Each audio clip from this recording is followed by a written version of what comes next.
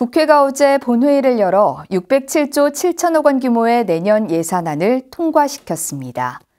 현 정부의 잇따른 종교 편향 정책에 상처투성이가 된 불교계는 내년 예산안에서조차 외면당한 것으로 보입니다.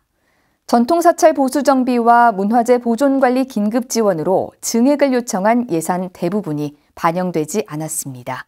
이은하 기자가 보도합니다. 원안보다 3조 3천억 원이 늘어난 607조 7천억 규모의 내년 정부 예산안이 어제 국회를 통과했습니다.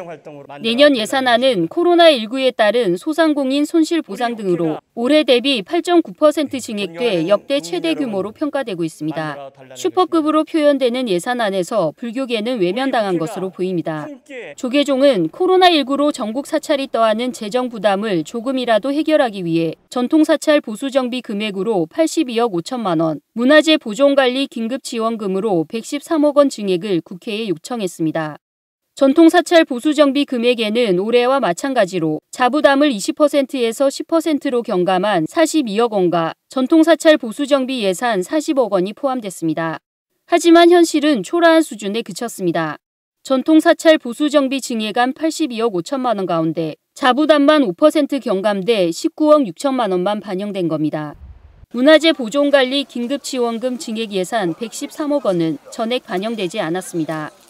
지난해 문화재구역 입장료가 급감해 예비비로 인건비를 충당하고 그마저도 바닥이나 어려움을 겪었던 전국 문화재 보유 사찰들은 올해 56억 원을 긴급 수혈받으며 그나마 숨통을 틀 수 있었습니다.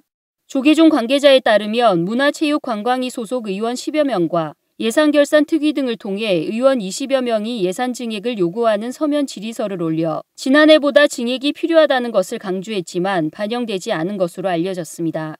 소상공인을 비롯해 코로나19에 따른 피해를 보상할 슈퍼 예산으로 기대가 컸지만 불교계는 그 부담을 혼자 짊어져야 하는 상황입니다. 특별한 대우를 해달라는 것이 아니라 불교 문화재에 대한 관심과 발전성을 위해서라도 좀 더 예산에 대한 확보, 위드 코로나 때문에 잠잠해졌다고 할 수 있지만 하루에 5천 명이 또 발생하는 또 새로운 팬데믹이 발생하고 있잖아요. 그런 면에서 문화재 보유 사찰에 대한 피해가 더 심각하다 할 수 있는데 그런 예산도 전액 반영되지 아니하고 이런 모습을 봤을 때 아무리 대선 정국이긴 하지만 불교계의 홀대는 여전하다. 불교계 일부에서는 정청래 의원의 막말 등으로 여당과 갈등을 빚고 있는 조계종에 국회가 홀대를 넘어 예산으로 길들이기를 하는 게 아니냐는 의혹까지 제기하고 있습니다. 코로나 방역에 적극 협조한 불교계의 희생과 인내에 감사한다면서 정작 그 피해는 불교계가 알아서 해결하라는 식의 정부 대응에 불교계는 또 한 번 아픈 가슴을 혼자 다독여야 하는 상황입니다.